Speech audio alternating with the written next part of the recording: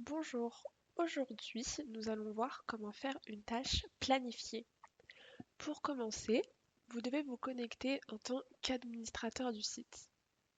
Dans le cas où votre site possède une page de connexion site e-commerce, vous pouvez aller sur cette page pour vous connecter.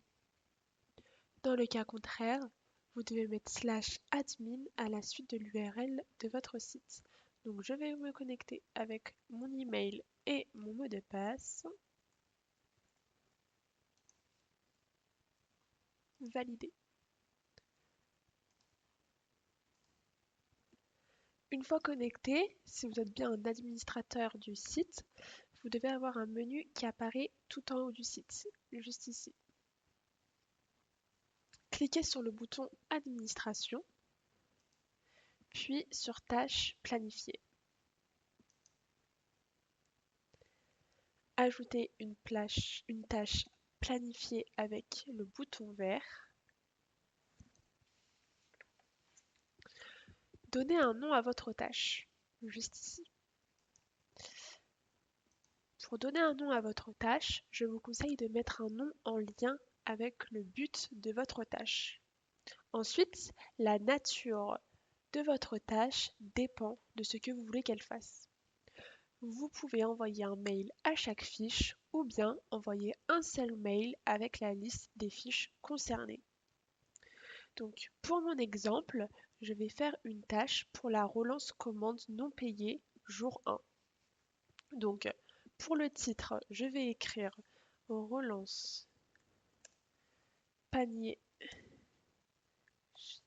plus 1. Et concernant la nature de la tâche, je sélectionne envoyer un mail pour chaque fiche, juste ici. Pourquoi? Car je souhaite que chaque client ayant pas payé leur commande de plus de 1 jour reçoit un mail.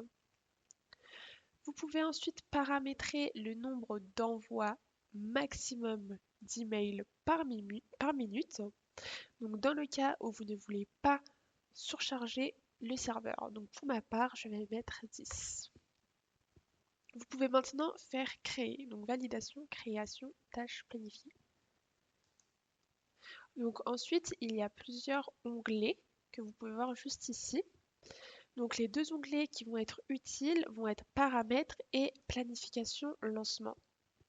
Nous allons commencer par les paramètres. Avant de personnaliser le corps de votre mail, vous devez choisir la table à cibler, juste ici. Étant donné que je veux cibler les commandes non payées de plus de 1 jour, je vais choisir la table commande web en cliquant sur le logo à côté de la table, juste ici. Donc puis je choisis commande web. Maintenant, il faut filtrer votre recherche car sinon, cela va envoyer un mail à chaque client qui a fait une commande et ce n'est pas le but de ma tâche. Alors, je vais donc filtrer. Alors, comment filtrer? Il faut ouvrir l'éditeur de filtre. Je fais plus nouveau critère juste ici.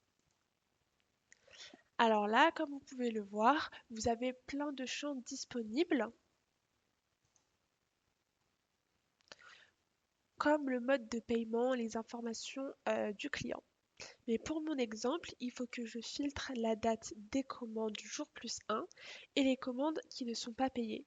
Donc, je sélectionne parmi tous ces critères-là, date de commande. Donc,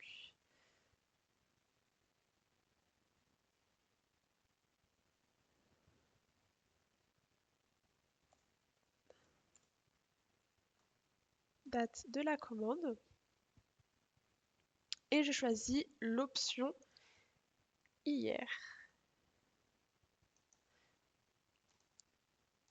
Puis, je clique sur ajouter. Ensuite, je rajoute un nouveau critère pour les commandes non réglées.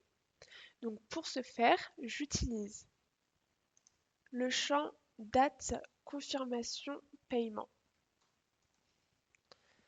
Donc je cherche parmi tous ces critères date, confirmation, paiement.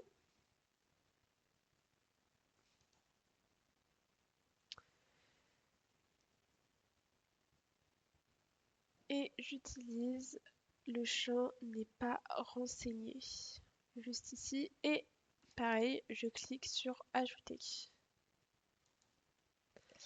Alors pour mon exemple je n'ai pas besoin de plus de filtres donc j'enregistre et je ferme avec l'onglet bleu.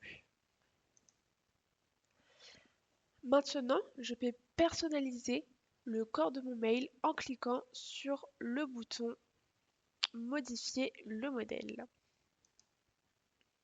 Alors, la première fois que vous modifiez le corps de votre tâche, il faut faire recharger le fichier modèle XSL par défaut. Donc, on clique dessus. Confirmer. Maintenant que vous avez le corps de mail par défaut, vous pouvez personnaliser en ajoutant du texte, des images, de la couleur en fonction de vos choix. Pour mon exemple, je ne vais pas personnaliser le corps de mon mail. Alors, lorsque vous avez fini vos modifications, vous devez faire enregistrer et fermer l'onglet vert. Alors, la dernière étape de ce tuto est la partie planification. On va donc aller dans cet onglet-là. Alors, dans cette partie, vous pouvez choisir les jours, les heures et les minutes à laquelle vous souhaitez que votre tâche soit lancée. Donc, pour ma part, je vais choisir le jour de la semaine, le lundi, à 8 heures. Hop. Et concernant les minutes, j'ai pas de préférence. 8 heures pile.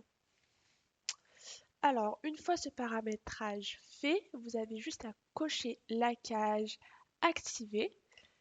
Donc, vous cliquez dessus et votre tâche va se lancer au moment où vous avez fait le paramétrage. Donc, pour ma part, ça sera le lundi à 8 heures. Voilà. Donc, grâce à ce tuto, vous savez maintenant comment faire une tâche planifiée.